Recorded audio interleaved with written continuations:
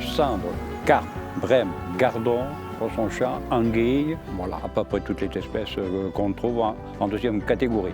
Voilà. Estuaire de la Gironde, carrelé, cabane en bois, des vues imprenables. C'est une balade en Charente-Maritime que nous vous proposons de faire aujourd'hui à Saint-Thomas-de-Connac, 500 habitants.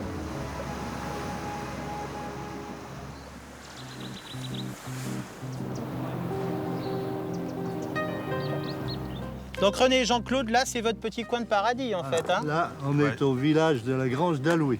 Ok, donc ça dépend de Saint-Thomas-de-Connac. Voilà. Et donc ces carrelés, ils servent à quoi tous ces carrelés là qui sont là? C'est l'agrément, la pêche. Mais à l'origine, c'est pas des carrelés qu'il y a, c'est des mottes à pibales. De chaque côté du canal, il y avait des petites avancées fixes où les gens se mettaient avec des grandes épuisettes qu'on appelait des trudeaux pour pêcher la pibale. Donc le village est né à ce moment-là parce qu'il y avait simplement des petites cabanes noires en planche, ils appelaient ça le village noir. Les gens, quand ils avaient pêché la pibale la nuit, et ils allaient se reposer dans les petites cabanes. Saint-Thomas, c'est surtout l'estuaire, les collines, son vignoble, son château fort et sa population. La commune doit faire à peu près 2600 hectares et il y a 600 hectares de vignes. Quand même. Oui. Et ce qui fait la qualité de vos vignes, est-ce que c'est ce qu'on a derrière justement cet estuaire Cet estuaire nous protège du gel. Donc quand il y a des grosses années de gel, déjà on est en hauteur Oui. et l'estuaire nous ramène de l'air plus chaud et on a un terroir qui est bon pour le cognac. C'est un marais qui a été drainé après la Deuxième Guerre mondiale. Avant c'était beaucoup plus sauvage. Et est-ce que vous êtes un territoire touristique? On aurait l'impression que non, parce que ça semble plutôt préservé l'endroit. On ne veut pas non plus que ce soit un touriste de masse. Il faut que ce soit juste quelques personnes. Mais on a des commerces, ces commerces ont besoin de vivre. Il y a de moins en moins de viticulteurs, d'agriculteurs. Donc il faut trouver des gens qui viennent travailler, qui viennent consommer et travailler un petit peu sur les communes, quoi.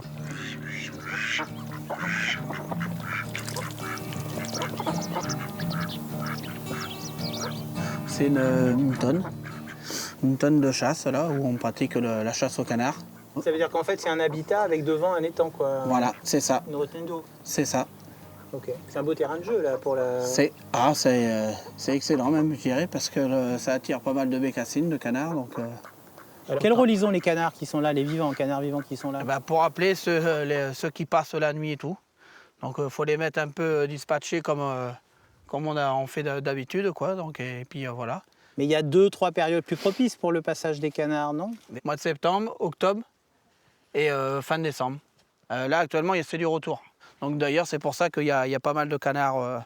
Là, il y a 15 jours de ça, il y en avait au moins plus de 150. Donc, vous avez connu ça gamin et ouais, vous avez été élevé avec ça? Depuis tout petit, avec mon grand-père et tout. Donc comment ça se passe dans la tonne? Vous faites venir des copains, vous faites venir du monde et puis vous passez des nuits à plusieurs? C'est ça, ouais. On est deux, trois, il y a des moments. Puis surtout avec la famille, quoi. Donc voilà, avec les enfants et tout, ils adorent ça.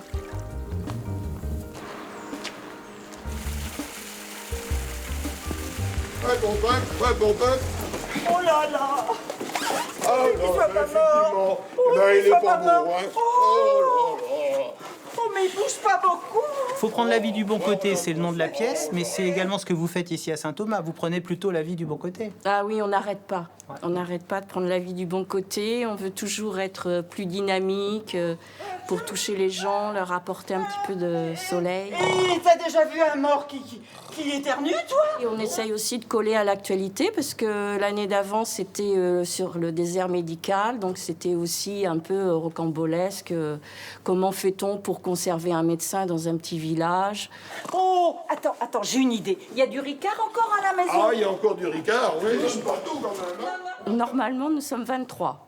Ah oui, tout de même. Dont une petite quinzaine joueraient. Et puis les autres, ils font quoi alors? Eh bien, ils participent au décor, à l'écriture ou à la mise en scène, et aussi à la buvette, aux entrées. J'imagine que tout le village est là quand vous jouez, non? Oui, et puis même de l'extérieur, parce qu'il n'y a pas que des gens de Saint-Thomas qui font partie de l'association. Et comme on dit chez nous, hein, un Ricard et ça repart!